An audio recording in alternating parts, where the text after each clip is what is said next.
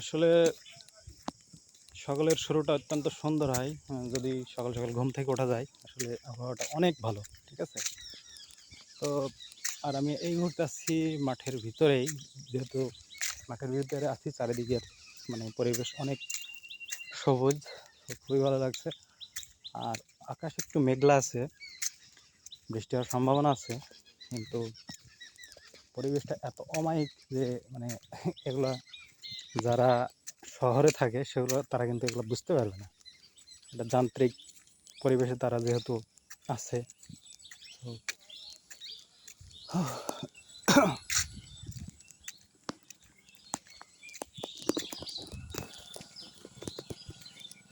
এই ব্যাপারে